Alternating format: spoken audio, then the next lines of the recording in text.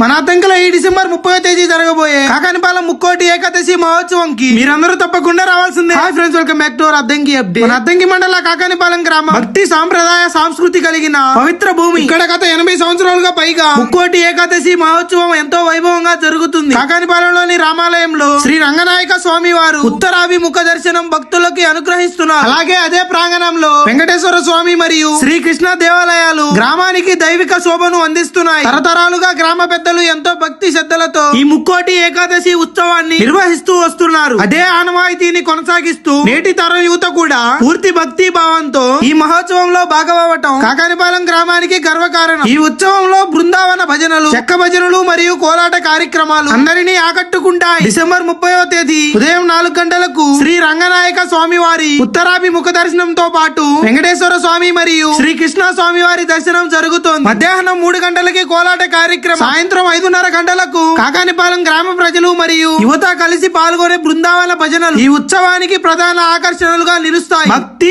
ఐక్యత, సాంప్రదాయానికి ప్రతీకగా నిలిచే కాకానిపాలెం ముక్కోటి ఏకాదశి మహోత్సవం భక్తులందరూ తప్పక పాల్గొని స్వామి వారి కృపకు పాత్రులు కావాలని మనస్ఫూర్తిగా కోరుకుంటున్నాం. వీడియోని లైక్ చేసి సపోర్ట్ చేయండి. ఈ వీడియోని ఇప్పుడే మీ బంధుమిత్రులందరికీ షేర్ చేయండి. ఇలాంటి మరిన్ని యూస్ఫుల్ వీడియోస్ కోసం మన అద్దంకి అప్డేట్స్ పేజ్ ని ఫాలో చేయండి. జై శ్రీ రంగనాయక స్వామి, జై వెంకటేశ్వర, జై శ్రీకృష్ణ. Thank you.